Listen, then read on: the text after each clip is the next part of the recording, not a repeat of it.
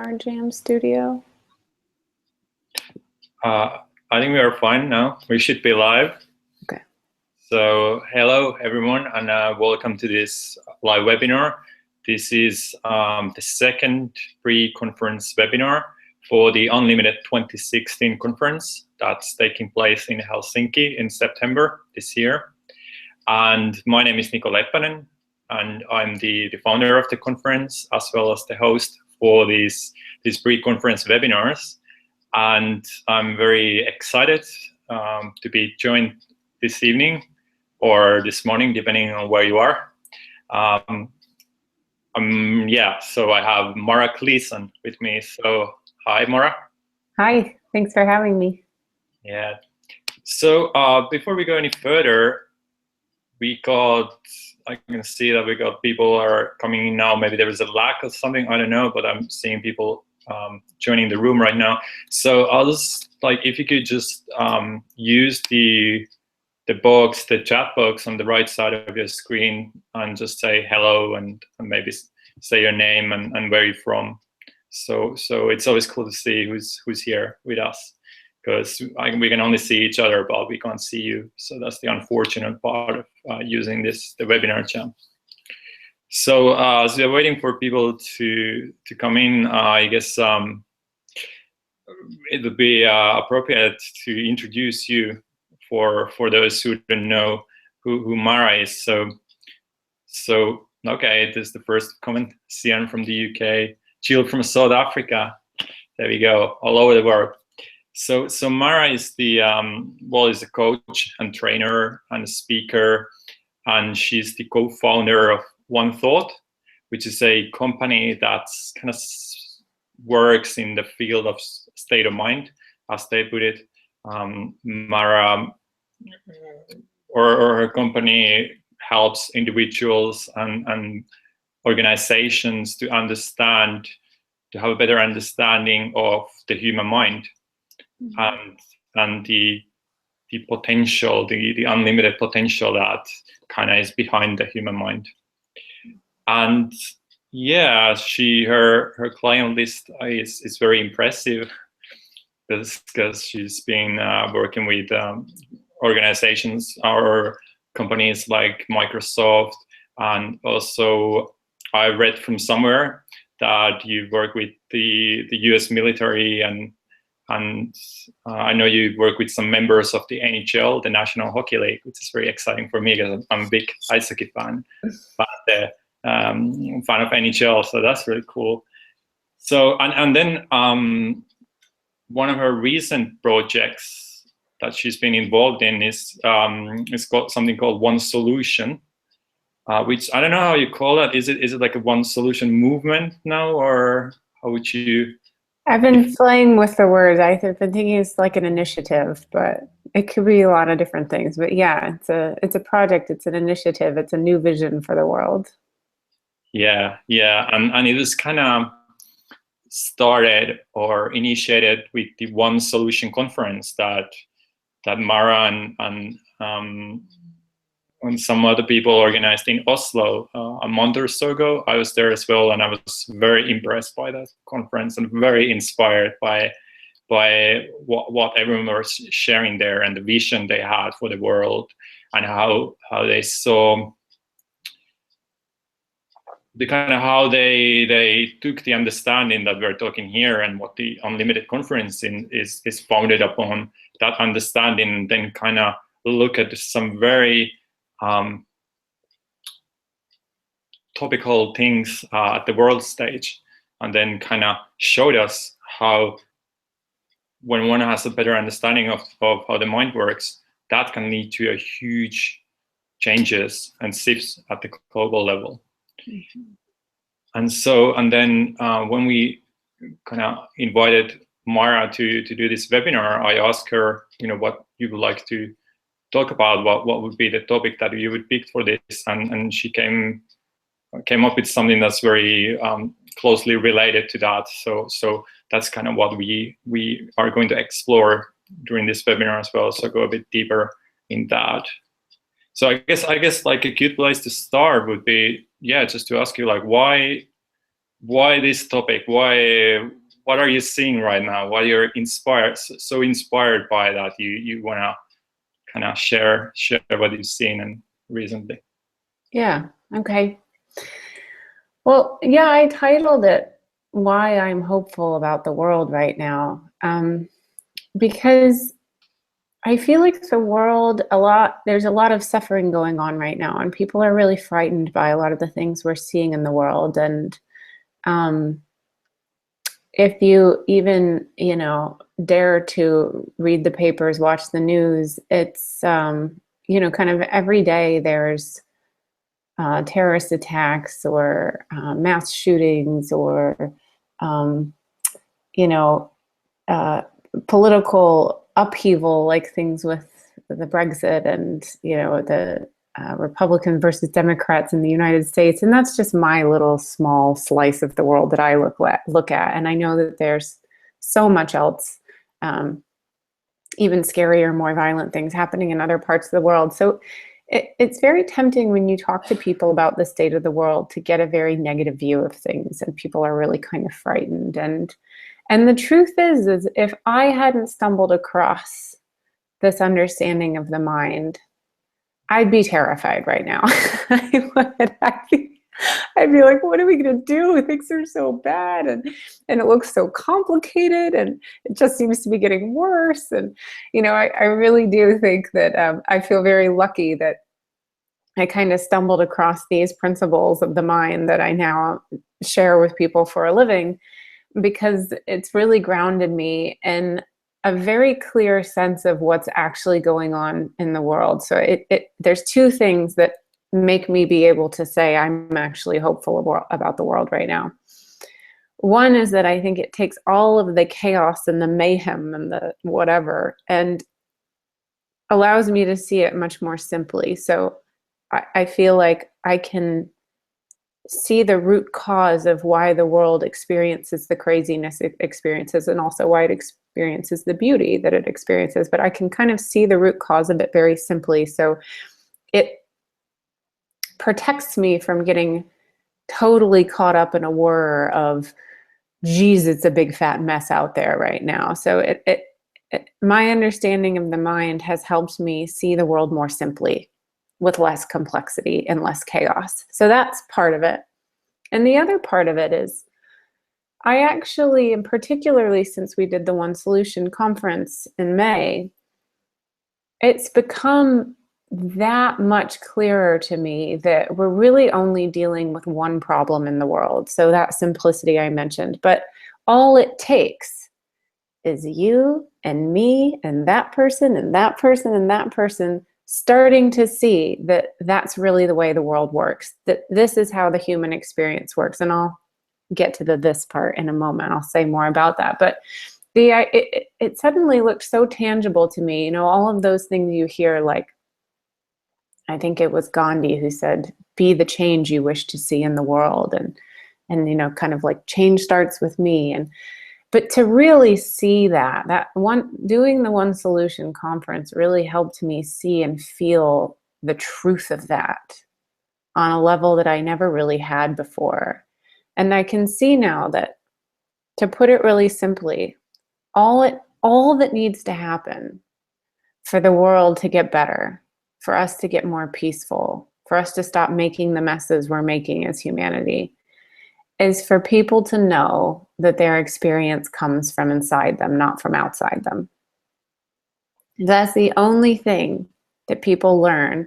It's almost like if we could watch, those time-lapse photos that people see where you see like a sky and the clouds move. It's like if we could have a time-lapse photo of humanity for every extra new person that realizes, oh, my experience of life isn't coming to me from the outside, but it's coming from me, from my mind. You would watch all of the different problems that the world experiences dissolves.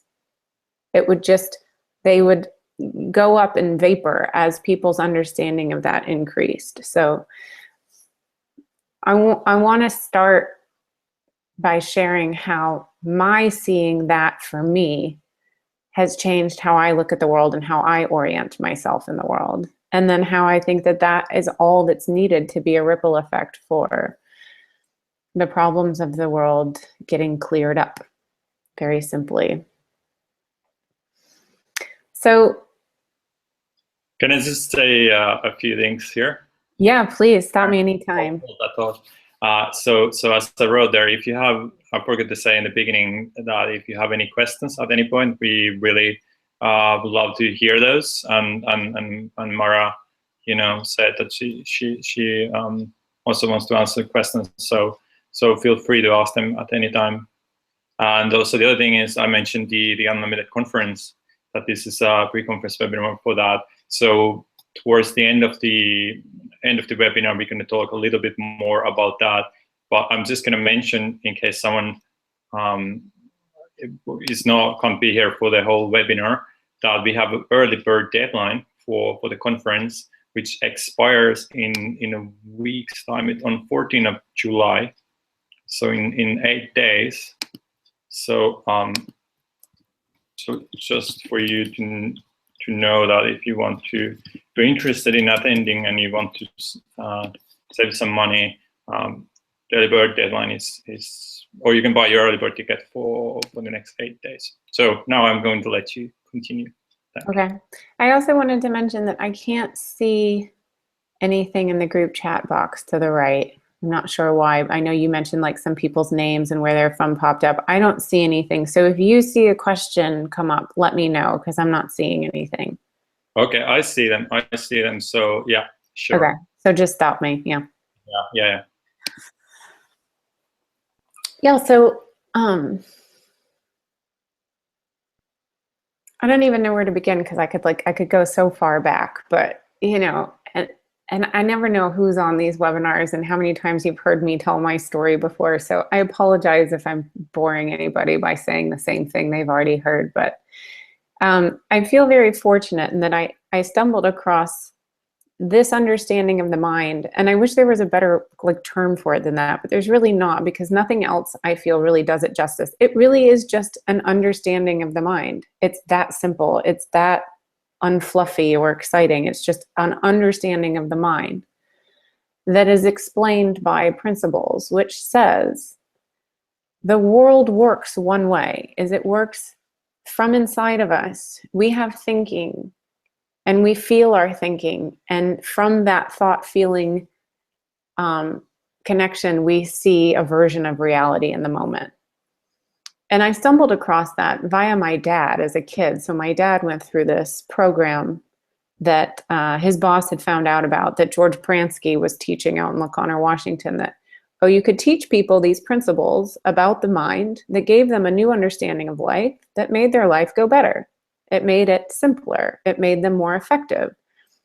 It was very bare bones, no big deal. And it affected my dad so profoundly that he really changed as a person. And again, to kind of just sum it up in one word, I think he became much less reactive to life. He'd been a very angry person because he felt like he was literally playing ping pong with life.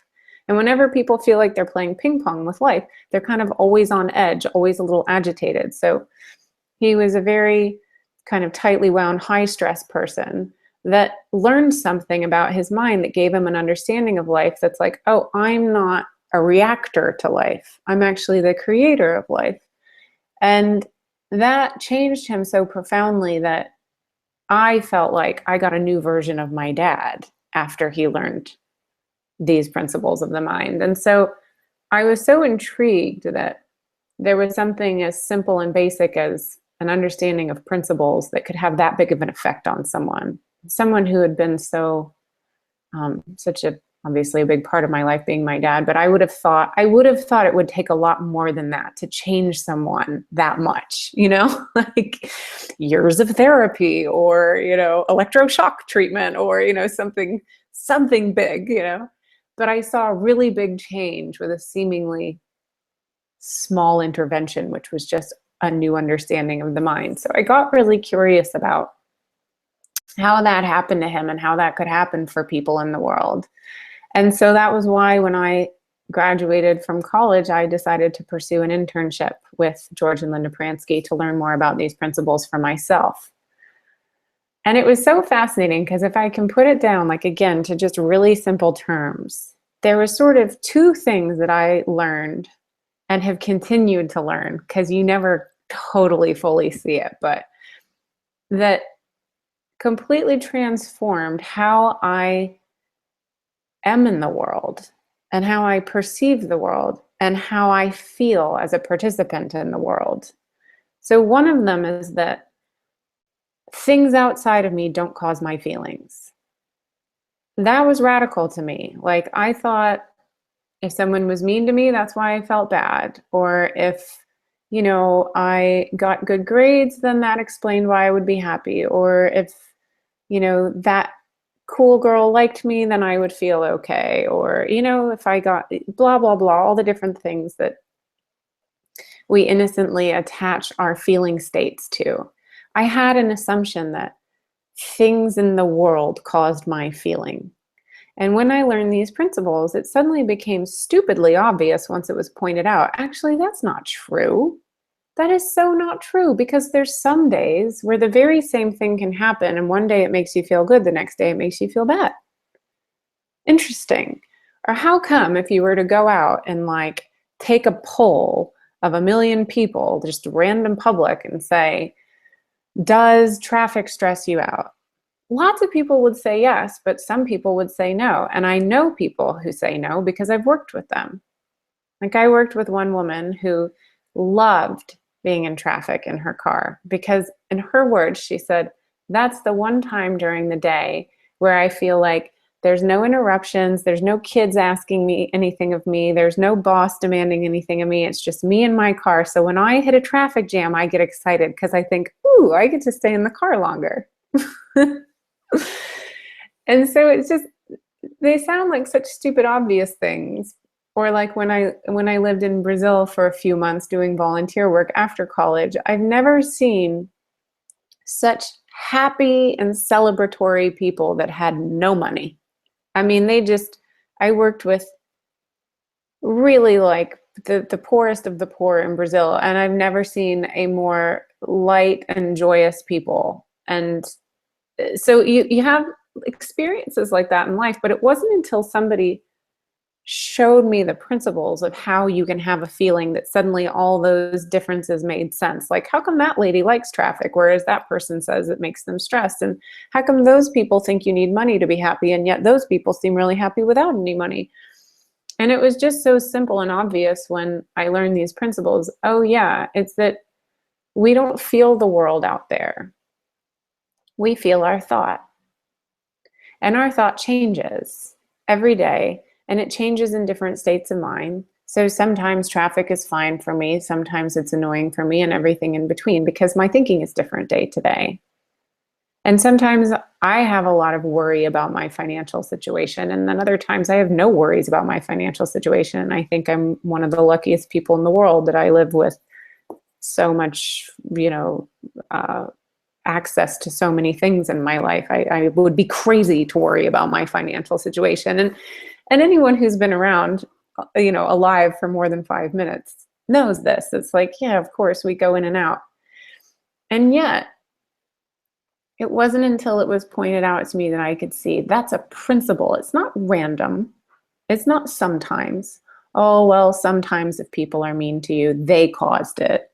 No, it's 100%. It only works one way.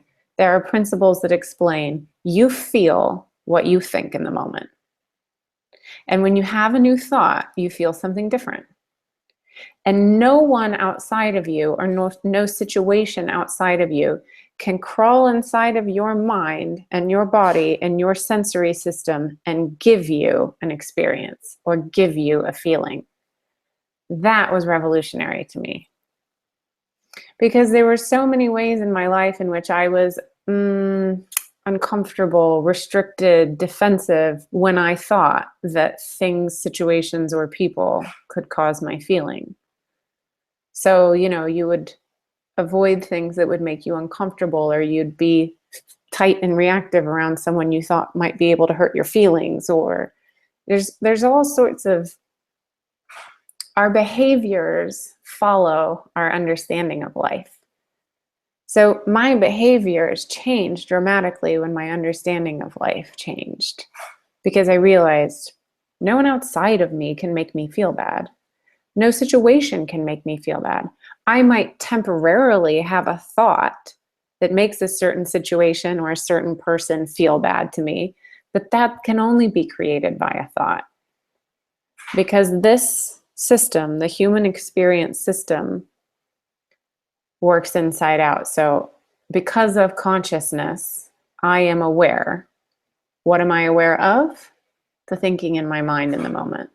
So, I have a feeling that's coming to life inside my body, in my sensory system, of stress or happiness or anger or upset or anything in between, because of the fact that I'm aware of my thought. When I know that, I don't have to go through life like that ping pong game of like, oh no, this is coming at me, that's coming at me. It's like, oh no, thoughts are coming through me. And actually, as my thought changes, my whole experience of what's in front of me changes, looks different. So that was the first thing that I realized. And I kind of, overnight, I quit feeling like a victim to life and to people. I didn't know I felt like a victim before that. I wouldn't have said I was a very victimized feeling person. But in that instant, I realized, oh, you can't make me feel bad. That's not the way the human system works. I can have times where I have thinking about you that makes me feel bad and makes me not like you, but that's coming from me, which is good news because I don't have to wait for you to change or do something else. I'll just have a new thought at some point, and then that will change. So it made me feel much more empowered. It made me feel much more at peace and much less kind of jerked around and frightened by life. And so, like I said, my behaviors, I didn't operate from defensiveness or fear as much. So that was the first thing. And then the second thing, which I've kind of already been alluding to so far, is like the principle of mind. So there's the fact that we think, but then there's the fact that, like, Michael Neal said it once, I really liked, he said, "Do you ever notice your mind has a mind of its own?"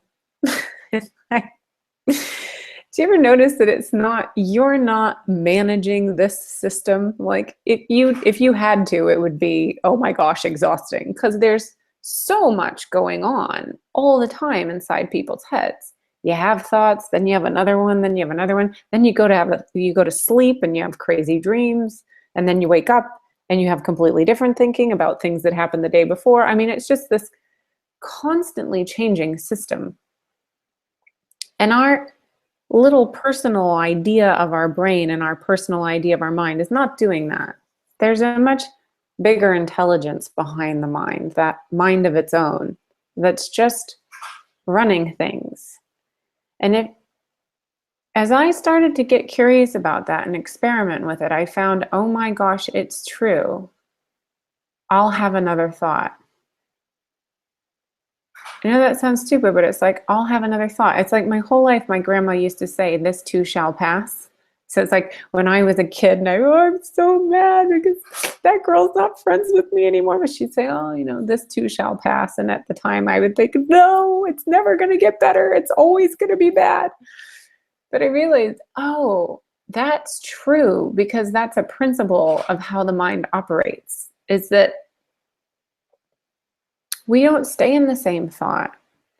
It's like a constantly replenishing system. And actually, it makes sense because our entire physical body is a constantly replenishing system. You notice that food goes in, it gets digested, it goes out. There's things happening on a cellular level. They say that every, I don't know, what is it, 13 or 30 years? I think it's every 13 years, you're like a completely new body because all of your cells have replaced. I mean, there's a phenomenally self-replenishing intelligence to the human system across the board. But it was radical for me to learn, oh, and that's also true of my psychological experience, is that my thinking is self-replenishing, which is why if you try to hang on to something, you'll keep feeling it, it'll feel really big, and at some point, your mind will get distracted and you'll have a new thought and you'll feel better and you'll go, oh, finally, that feels better, or I'm over that, which is why people say things like, take a deep breath, or count to 10, or sleep on it, or go have a drink, or go sweat it out. It's like, yeah, go to the gym, go out with your friends, take a nap, count to 10. All of these things point to the fact that the mind will self-replenish if you give it the opportunity. So if you quit focusing on the thought you're in, you'll get a new thought. And the cool thing is, because our whole experience of life comes from thought, that basically means you get a new reality. When you get a new thought, you get a whole new reality. And how many times have you, me, anybody woken up and almost laughed at yourself because you can't relate to how you saw the world the day before? like, what was I thinking? What was I going on and on about yesterday? It's like the times in my life where I'm like embarrassed by my former self. 10 minutes ago, I think I was a crazy person. Now I feel like I can see with, clarity and reason. So putting principles to it all just cleared up some things that I had a little bit of a sense of, but I didn't know you could understand them so simply and clearly that you could say, oh yeah, that's what's behind the human experience, period, end of sentence, for everyone. So it's that we don't experience a world out there. We aren't victims to things that are happening to us. We actually just experience thought, which the philosopher Descartes said, I think, therefore I am. We've known this for thousands of years, but we lose sight of it because we get caught up in feeling like things are happening to us, and then we have to react to the things that are happening to us. It's like, no, I think, therefore I am. I'm having a human experience because I have this amazing gift of thought. And thanks to the power of the mind, that's going to self-replenish if I let it. It's going to change, and then I'll get new versions of reality. So what that lets me feel as an individual is nothing out there is causing my feelings. So I don't want to go looking to blame the world out there for my experience in the moment. And that's where I think what I've seen personally, if you can ripple that out and look at what we're experiencing in the world today, that would take care of the global problems that we see. Because if I know that you can't make me feel bad, then how can I hate you? And if I know that you can't give me a sense of happiness, or give me a sense of freedom, or take away my sense of freedom, or take away my happiness, then why would I ever have a problem with you? It's really, I know it sounds so distant when you look at kind of the actual concrete parts of the fact that people are killing each other over religious rights and differences and land, and where lines are drawn that says this is this country and that. But if you really zoom out and step back, what you'll see is that the root of everything that's going on in the world is a misunderstanding about where people's feelings come from. If people knew that I experience my feeling because of my thought, and that has nothing to do with you, then you're not a problem for me. So I can see that you are a thinker and that you have separate thinking, and that's not a problem for me. So I wrote an article recently where I said, the problem is not that we think. The problem is that we think we're right. So if we all knew, I think, therefore I am, and we just stopped there, we'd be good. We as a human race would be good. But it's, we think, I think, therefore I am right, that creates all the problems in the world. My God is better than your God. You should wear this. You shouldn't wear that. And it's no different. It's just we get more extreme. But it's no different than me saying I like the color pink and you like the color blue. Who's right? Well, neither. It's just a thought.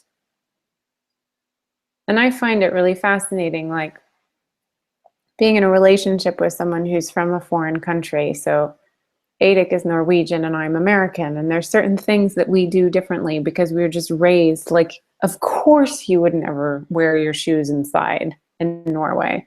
Well, come to New York, everyone wears their shoes inside. Nobody cares. And I give that as an example because it sounds neutral, but it's the same thing. Take your shoes off, leave your shoes on, who's right? It's just cultural differences. And if you're willing to see, oh yeah, we live in a world of thought, but then we think our thinking is right. And then if somebody doesn't share that thinking, we misinterpret that that's somehow a personal offense or a personal injustice or a personal threat.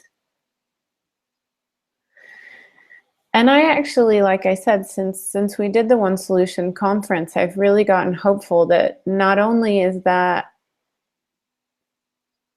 bringing that understanding of the mind to light in the world is doable, and it would actually solve those things. And I'm actually more convinced than ever that until that happens, we can't solve it by trying to fix those differences in the differences. You know, so a war on kind of a joke. Oh, I'm going to fight your violence with my violence. Have a deeper understanding that everybody is just experiencing their own thinking, then that violence won't happen. Then we won't have to fight violence with violence. But I just don't think we're going to get there any other way. And I'm actually really hopeful that, and that's why I said it's your understanding of that. So the more, the world is just made up of individuals, right? There's a few billion of us, but there's just individuals. So it's not like, when are they going to change? When is the world out there going to change? It's, I truly see and feel now, it's for every one of us inside ourselves that gets clearer. That, oh, I get my feelings from my thinking. I'm experiencing my mind, and I can have another thought. The more everyone sees that for themselves, the more we just start operating in the world differently. Because we're all interacting with each other. So since One Solution, since we had that conference and made that point that there's only ever one problem in the world, and it's chronic bad feeling being blamed on something outside of us, people have sparked ideas and gone, oh, you know what? My husband works for the House of Lords, and they're currently trying to design a initiative around conflict resolution and peace building. And so there was a meeting yesterday at the House of Lords to talk about how this understanding of the mind is the only way you can really build peace and eliminate conflict. And it's like just more people who are existing in the world going, oh yeah, that is true. That is the way the human experience works. That is how it works for me. Get their own ideas of how to share that with the world, because we are the world. Not to quote cheesy songs, but so that's why I've been really hopeful lately. It's like, oh yeah, I can see that my realization of these principles has helped me live and feel and behave differently in the world. And that's all we need multiplied out. And actually, you can't do it any other way. It's not like you can stick a Band-Aid on top of that misunderstanding and hope that it goes away. Until that misunderstanding is cleared up, we're going to keep spending a lot of money and fighting a lot of wars and losing a lot of lives over that misunderstanding. But hey, it's the first step is knowing what the problem is, right? So at least I feel like I'm like, well, hey, at least we know what the problem really is. That's why I'm hopeful, you know? It's like, oh, it's actually quite simple. It's not as complicated as it looks. Okay, so now let's put our minds toward, well, what could we do to make that understanding go viral in the world? Cool. Yeah. So it would be interesting to hear from people how it's landing with you, and if anything like that, is it making sense? Like going back to when Marek talked about the understanding itself and how we are only ever, or how our experience is created from the inside. Is that making sense to people, or is there something that you kind of would like to hear more about, or you're not quite sure about? You have your bot, like I was doing I did a webinar with Michael Neal earlier, and he said he said it very well, that we come across this, and then kind of we get the we kind of get the sense that this is how it works, but then we have our bots. Yes. What about this? What about in this situation, in that situation? So if there's anything like that in anyone's mind, now is a good chance to kind of get that cleared up on the way. Yeah, and I love to just hear from people, either what's resonating with them and feels inspiring and hopeful, or what's confusing and is leading to a yeah, but. Either one is really helpful for me to know. It's funny, now they just started to chat to each other, because there's someone saying hi, greetings from, Phil is saying greetings from, okay, here we go. So Judy is saying, love it. What about when you're experiencing massive feeling without being aware if the thought behind it, or about the thought behind it? Yeah. Well, that's the thing about thought, is it's so constant and pervasive in the human mind that it's impossible to appreciate how much of it is going on all the time. I mean, I can't tell you how many times I've felt things and had no idea, like, where did that come from? That's weird. Or since I've been learning about these principles, I've noticed that it just feels like you just drop thought more and more, and then you discover there's more under there. It's like, what? I think that? Like, so the longer I've been a student of this, the more I've come to appreciate that I'm only really consciously aware of some very small percentage of the thinking going on in my mind. But think about the fact that you've been raised in a world, in a culture, in a family, in a society, having so much thinking just become normal to you. Like, it's your background. You don't even question it. It's the wallpaper on the walls of your existence. It's just so there, you're just used to it. So there's so many times where I'm feeling something and I couldn't even tell you why. But what's helpful about having principles is that you don't have to figure it out. You don't have to question it. You don't have to go trace back to the source of it. It's just like, oh, okay, well, the way the human system is wired up is that if I'm having a feeling, it's coming from something inside of my thinking. Erin, my business partner, has this great quote of, like, when you're driving a car and you see the dashboard and it's got different lights that turn on that tell you things about what's under the hood of your car. It's like, you never see a light go on and kind of freak out and like put down your window and start yelling at the other cars, hey, is something wrong out there? Like, that dashboard is giving you information about that engine. And so it's the same with feelings. It's like, feelings are just the dashboard of what's happening inside your mind. And I can't tell you how many times I've had a crappy feeling or a really strong feeling, and I thought, what is the deal with me today? And I've gotten to the point where, like, I don't even have to know. I don't have to fix it, because I can trust that what did I call it? Self-correcting system, the mind, the intelligence, the fact that you will get new thought. You will get new thought and you will not be in that feeling at some point. I can't say when. Sometimes things last a long time. Sometimes they're very brief, but it's been amazing to me when I'm more accepting that, oh, I'm just in a whatever thought storm that maybe I can see, maybe I can't, but my feeling is coming from me. And if I'm patient, it'll pass.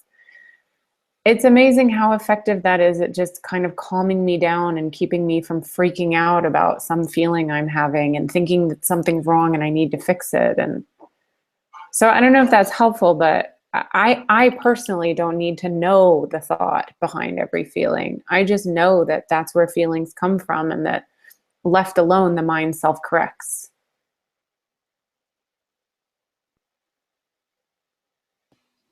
Yeah, it's really interesting as I just had this experience where, because in the past, I always thought that if there's something like an event coming up, and whatever that is, something is going to happen. And then, you know, I thought about that a lot, and then maybe I felt nervous. Let's say I was going to do a talk somewhere, or if we go even further in the past, you know, there was, I don't know, I was going on a date, something like that. And then I always I was feeling like nervous and excited and everything. And then I always thought that I was kind of aware it was coming from me. Well, then I was totally attributing it to the event, because I always thought, well, once this event is over, once whatever is going to happen has happened, then I don't have to feel that anymore.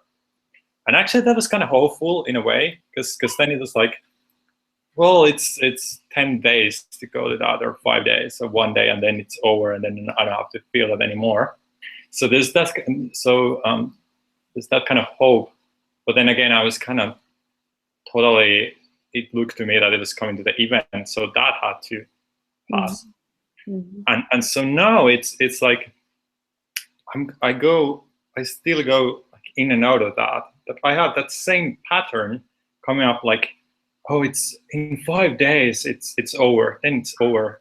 And then I catch myself and I'm like, yeah, but where do I think my experience is coming from? Is it coming from that future event right here, right now? Or is it coming from my thinking? And then I kind of see through that, or I don't in that exact moment, a bit later. And then it's just funny how it keeps happening. So at least for me, it's like, it's giving me, like I've gained eyes for that, something that I didn't see before, but I'm still totally getting tricked. Yeah. It's funny when you say that, because what often occurs to me is like, I know now that there's no limits to it. Like the whole concept of unlimited. It's like, I used to think, oh, well, I'll feel better when that person stops doing that to me, or I'll feel better when that event that I'm nervous about is over, or that whole like, I'll feel better when, well, I now know that I could feel better now, because it is just coming from thought. And what is thought? It's an energy that temporarily takes form in your mind. And while it's in your mind, it looks real, it feels real, it needs tending to. But then the second it's gone, it's like poof, it's invisible again. It's energy takes a form and then it disappears. And so realizing like, oh, I don't have to wait till that happens or that happens. It's just when this thought passes, I'm going to feel differently about it. And that could happen now. Does it always? No, not necessarily. Sometimes I keep chewing on the thought. But it's just knowing that there's absolutely nothing standing in the way of my feeling changing or my experience changing. Nothing. Just this thought. And what is this thought made of? Nothing. It's like, thought's not this pen or this mug or this laptop. It's like, thought doesn't have a solidness to it. It feels like it does while you're looking at it, while you're thinking it, because it creates a feeling, a sensory feeling in the body. But the truth is, no one's been able to put a thought on a table and point to it and go, see that? That's what's ruining my life, because it doesn't have a form. It's not solid. So that for me has helped me, like no matter what feeling I'm in, no matter what's going on in my life, I'm like, well, I know the only thing creating this experience right now, this feeling right now, is a thought. And what's a thought? Nothing. So at some point that nothing will truly go back to being nothing. And then I'll be, you know, in a completely different space. So Judy is saying, very helpful, thank you, regarding your answer earlier to her question. And then there's a question from Craig, who's curious to hear from you. How would you present this understanding to Alcoholics Anonymous? I started a 3B-based AA meeting 3 months ago, and I'm finding it somewhat difficult to communicate the innate health aspect of the principles to people who are convinced that once they're sick, they're always sick. Yeah. Well, you'll notice that there's a lot of thoughts like that people have kind of rallied around, and so they start to look like truth even though they're not. Like the idea of once an alcoholic, always an alcoholic. Like I think that's become, and innocently, like it was initially, I think somebody said that because they thought it would be helpful. Like, you know, it's better if you just accept you're always going to have this. So just let's all agree on that. And then you can work at having nice. So innocently, throughout history, humans have made up all kinds of thoughts and said, oh, no, this one is true. When it's really just one person's thought that got a lot of people rallied behind it. And then it became a supposed fact. But it's not. And most of what we live in culturally is not, actually. I think there's enormous things in my life that I assume are fact that aren't. It's just everyone around me and myself included kind of rally around it, so we think it's true, but it's not. Which is what's really fun about looking in this direction, is you realize the world is much bigger than we appreciate. But when I've worked with people with addictions, and I had to learn this by working with them because it was really proven to me over time, is that a craving, a need, a feeling is just a thought. It's not a disease. It's not an entity that has power over us forever and ever. It really is thought. So the desire to feel better by using alcohol or using drugs is totally natural and understandable, because basically people want to escape their mind. They want a reprieve. Most people will tell you, if you've, I'm sure you have, Craig, but that they're escaping. The reason people use substances is because it allows them to escape their normal thought patterns. I do. It's the same reason I exercise. It's the same reason I like to have a drink. It tastes good and my thinking relaxes. Yay! So it's very normal. But without an understanding of these principles, it's easy to get totally lost in that and think that it is the substance that's giving you the experience of freedom. And then you become addicted to needing that substance because you've created a thought that says, that thing made me feel better. Whereas when I've worked with people with addictions, it's unbelievably freeing for them to see, oh, I could feel better now. I don't need something outside of me to feel better, because I've just gotten in a habit of carrying around a lot of nasty, gnarly thoughts, and I burden myself with them all day long, and then I need to use something to free myself of them. But when people learn these principles, they realize, oh, I could free myself of them without the substance. And actually, the hardest part in getting over an addiction is just getting over the thinking about how much you like that thing. So there's a woman that's on our institute right now that talked about how she quit smoking without even trying after learning these principles. And there's actually been several people I've worked with who've quit addictions not even trying after learning these principles. And it's because they realized there was so much thinking built up around that thing that just, it owned them. And when the thinking around that thing fell away, then they realized, oh, actually, it's just the thing I'm looking for a break from anyway is too much thinking in my mind. So when people learn that thought can't actually hurt you, bad feelings aren't coming from outside you, and even if they're coming from inside you, they can't hurt you, they can't harm you. You can have pain and suffering and know that it's a temporary thought-created experience. And if you know that, you'll know it'll pass.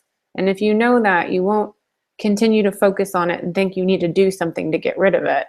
It's just letting the mind take care of itself. I know it sounds overly simplistic, but when people have insightful realizations of that, it's like, oh my gosh, I've been carrying around a whole bunch of judgmental thinking about myself, or stress about work, or thought about my past and how messed up it was. And when they see that for what it is, which is just thought, and that if you let the mind self-correct, you'll have a new thought and you'll feel different, they feel better. So people's well-being goes up, and they stop looking to substances to change their feeling for them. And one of the most powerful things was when I worked with a 22-year-old who'd been addicted to heroin. And he said to me, I went to NA for 2 meetings, and it depressed me so much because basically what I felt like they were saying is, you now have this disease for the rest of your life. And he said, I'm 22. He's like, that's a lot of time, the rest of my life. At least it looks to me like if I don't OD and kill myself, that's a lot of time, the rest of my life. So to say to myself, I have a disease for the rest of my life really bums me out. And when I get bummed out, I just want to use heroin. So yeah, that totally makes sense. And I said, well, look, I don't think you have a disease. I think you've just done the best you can to deal with unhelpful thinking that feels bad. And actually, I can share a set of principles with you that'll make that a lot easier to deal with. So let's just start with, you don't have a disease, and you can learn what anyone on this earth can learn that can help them have a nicer life. And I could see like his whole body relax. He's like, now that I'd love to hear more about.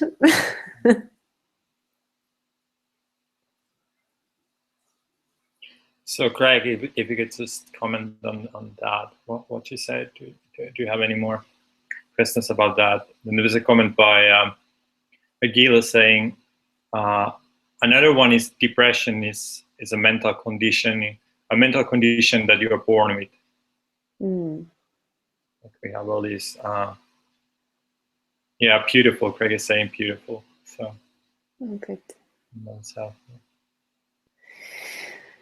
You know, everything, like I used to struggle with anxiety before I learned these principles. And what I love is that the more you look in this direction, remember how I said how I'm hopeful about the world because it simplifies things? It's like, I now feel like everything that we give a name, whether it's addiction, depression, anxiety, stress, it's all the same thing in a different form, which is we don't understand how we're haunting ourselves with our own thinking. And once we understand that, it doesn't have the same grip over us.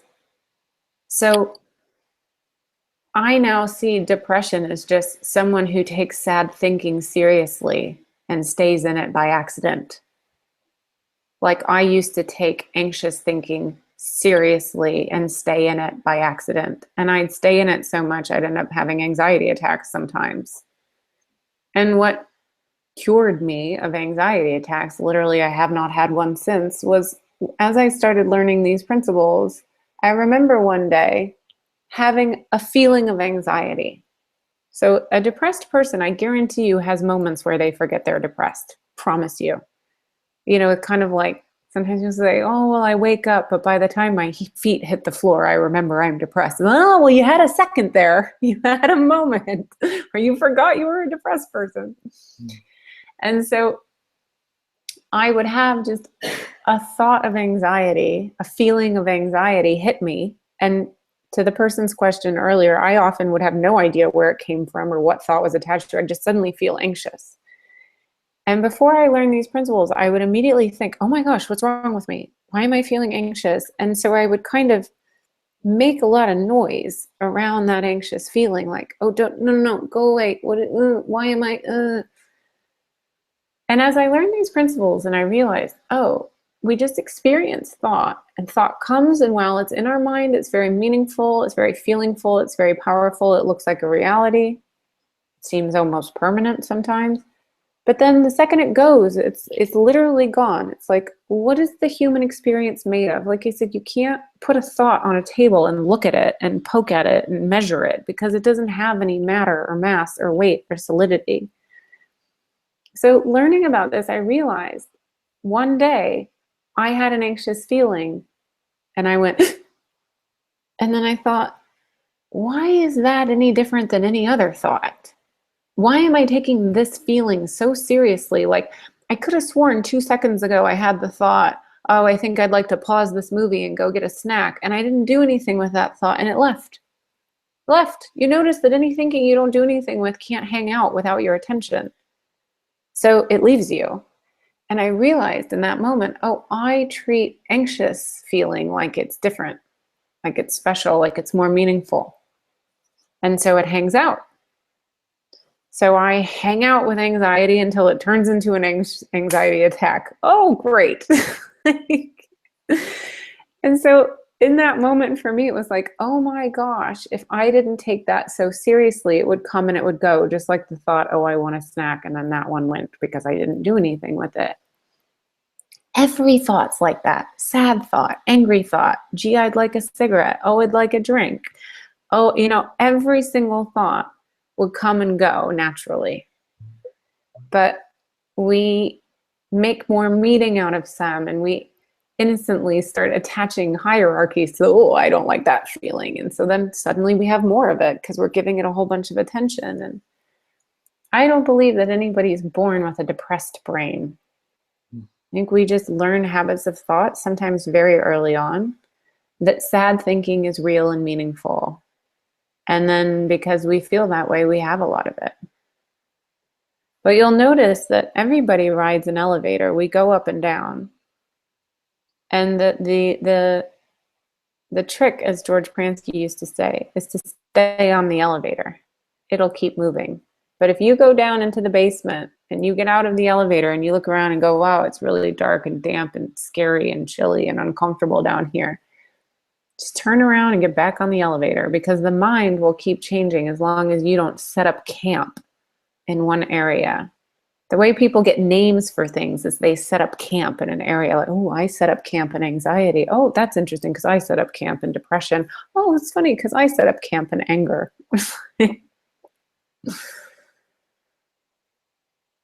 Just keep letting yourself move.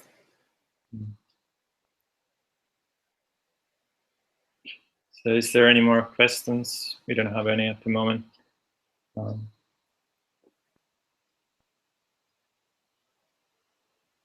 Let's just wait a little bit because there's a bit of a delay with the system here. Do you have anything you would like to add? No, I mean, I would just say kind of, as a summary, like,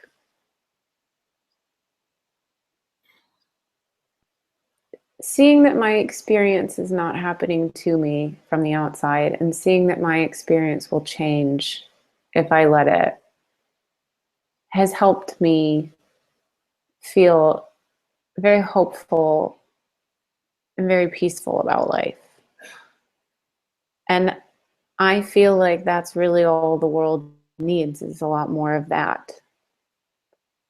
And if more of us individuals are speaking up and going, hey, I don't think it's actually that's the problem. I think it's this that's the problem. The more people who are highlighting the power that exists here, the more we'll get to a more peaceful world faster.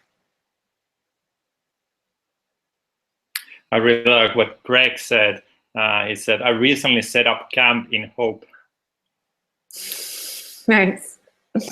Well, enjoy the scenery. And Gil is saying, that was awesome. Thanks, Mara. Nico, will there be a recording? I'd love to listen to it again. Yes, you can use actually you will get an automatic email after when we finish the webinar, which has the link to the recording. So yeah, you could definitely watch it again. So we're gonna go on for an hour, and I'm trying to find a bridge to talk about the conference, the Unlimited conference, which is kind of the the reason we set up this webinar as well. I mean, like, if you listen to this, and whether you're new or not, and you kind of, I really hate the word that's been thrown around a lot, resonate. Thanks to my not being a native English and not finding a synonym for that, and this moment I'm going to say that, I'm going to use it. So if you kind of resonate with what Mara is saying and this understanding, and you are curious to learn more about it, so we have the conference coming up in September, late September, on the 24th and 25th of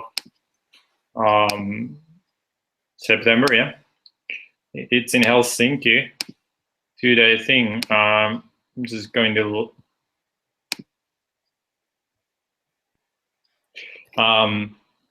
in which Mara is one of the speakers, as well as George and Linda Bransky, Eric, Mara's boyfriend, the one that doesn't use shoes inside, like we do neither in Finland. So if you're traveling to Finland, so be aware of that we have the same habit here. But now you know that it's just nothing. I'm totally into it now. I've really gotten behind it. I've changed my thinking about shoes. But in the conference room, I'm pretty sure everyone's going to be wearing shoes, so no problems there. Yeah. So what I was saying, then we have Michael Neal as well. I'm going to speak to her, Natasha Sverdov from Denmark, and then my colleague Charlotte from here, from Finland. So it's a 2-day conference, and we have the early bird deadline for that, as I mentioned earlier, on the 14th of July, and after that the prices will go up. So I recommend you if you feel like it, go check it out and see if that's something you're interested in attending. I guess, well, I'm just like curious to hear from you, and this is something I've kind of been asking in all of these webinars I've done with the different speakers, is that, like, I know you've been to many conferences, seminars, events that are kind of solely based on this principle-based understanding of the mind. What do you kind of find? How I'm sorry about this. How, in your view, are they different from kind of other events that are out there, conferences? On one hand, that, and then on the other hand, like, what's the benefit of kind of coming to a conference like this, to hang out in this conversation for 2 whole days, you know, hear about it, and then meet people who've been looking into this? So yeah, just curious to hear a little bit about. Yeah. Well, if you're someone who has to go to a lot of conferences, or you're used to going to a lot of conferences, like, I found that the feeling of the conferences that we have is so light and so inspiring and intriguing and hopeful, but not in that kind of jacked up self-helpy way. It's like it's very intriguing what we're going to be exploring. And I found that anytime I get together with my colleagues like George and Linda and Michael and Adek, and we talk about this understanding of the mind, there's this very kind of intriguing and enlightening feeling that people get from being in that conversation, that's unlike any other sort of learning event you've ever been to before. There's usually either, in my experience of having gone to other events, there's kind of like the boring ones where they just sort of push information at you, and it's kind of like, okay, ho hum, when is the lunch break sort of feeling. And then there's kind of those like hyper, yeah, rah, rah, kind of like try to motivate you, jack you up, so that by the end you feel like, you know, you just had like a coach screaming at you. And it's like, this really is unique in that it's not motivational and it's not boring informational. It's really enlightening is the best word I can think of. It's like people tend to leave feeling like a light has switched on inside of them, and they go, huh, I've never seen that before. Like, the purest definition of enlightening, it's like, there is now light where I was not before. So I'm seeing something that I've never seen before. And there's something that I feel very fortunate, and almost I've become spoiled and I kind of take it for granted. But every now and then when I go to other conferences related to other things, I realize like, wow, I'm so lucky that in my field, the experience of the conferences we have is enlightening and it's inspiring, but in a very profound way, not a very kind of personal spazzy way, for lack of a better way of putting it. And I also just like, I think the people that are going to be at this conference are all people who are, not to sound like I'm bragging, but really solid speakers in this field. But also, I mean, I think a lot of us are really evolving quite quickly in our careers right now, and we're seeing a lot of things that are new. So it's quite an exciting time to be giving talks and sharing. And I think you'll find that from every single one of the speakers is we're all kind of in the midst of an updraft right now of like really seeing a lot of things that we hadn't seen before. So it's a really good time to attend a conference like this with this group in particular. Yeah, it was funny. I was talking to George yesterday. I was Skyping with him, and he just said about you and Eric that you know, Mara and Eric, they're on fire. I feel the same about George, though. I mean, yes, I'm sure, and that's a really interesting point he said there, that you know, like as we evolve, as we see more, we're gonna share differently. Like we're gonna share, because you kind of like with this stuff, you just share what's fresh. right, right. You can share something that you've seen like a long time ago, or the same stuff again and again. But what I say is that it's always fresh. Like now, hearing and listening to you, like I can see the difference to when I first heard you. I don't know, like 2 years ago or something, or even a year ago at the conference in London. That was the first time I saw you speak on the stage, and now like I can really see that. And then who knows where it's going? So it's like over 2 more months to the Unlimited conference. So who knows where we are then? This understanding what new has been showing up and what more can we share. That's even more impactful than what we see right now. So yeah. So I'm just saying that in because someone may be listening to this and it's like, well, is she going to share the same stuff? Right. No, I won't. Yeah. Yes and no. Yes and no. I mean, it's the same in the sense that, you know, that's kind of what we do is we point to the same direction over and over again. But yeah, it's always, and it's always what kind of like really always struck me is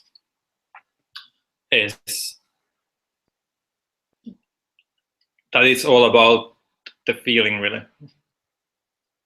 Yeah, I was going to say, I mean, I always feel very passionately that a new understanding of the mind is so profoundly helpful for people in their individual lives. And it's also so profoundly transformative on a societal and global level. I always felt passionate about that. Like from the moment I learned these principles, I was like, oh my gosh, this changes everything. This is going to change the world. This is so helpful. So I always have that feeling. But how I see that, what more I see about it, and then how I'm doing that in the world is evolving all the time. So the conversations that I've been having professionally, like you said, I've worked with businesses and athletes and military, and now we're starting to have conversations with politicians and peacemakers and people who are meeting with some of the most influential people in the world to try to solve some of the biggest problems in the world. So I'm learning more by doing that work in different ways with different kinds of people. So the feeling of the message is always the same, but what I see about it and how far I feel I can take it is changing all the time. So I think we are there with this webinar now. If there's any more comments or questions, now is your chance to share them with us. Otherwise, I think we are going to wrap up. And there's a very I know what I'm going to do next. And there's a football match. Oh, yeah. So not trying this webinar at all. Anyway, let's wrap it up. Okay, bye. Yeah, okay. So, well, thank you for having me, and I'm really looking forward to hopefully seeing not just you, but many of you who I couldn't see here tonight in Helsinki. yeah. It'll be my first time in Finland, so I'm delighted. Yeah. Well, we will be very fortunate to have you here. Thank you. It's a very unique opportunity. So, all right. So, yeah, and thank you everyone for great questions and comments. You know, it's really it's always good to see that people are active and participating to these webinars, and you know, I just hope you all the best. And whether you're coming, if you're coming to Helsinki, I look forward to meeting you there, connecting with you there. And if not, you know, I look forward to hearing from you in the future. We're going to do some webinars in the future as well. So yeah, feel free to participate in those as well. Okay, so thank you, Mara. Thank you. Good night, everyone. Or good morning or good afternoon. Bye-bye.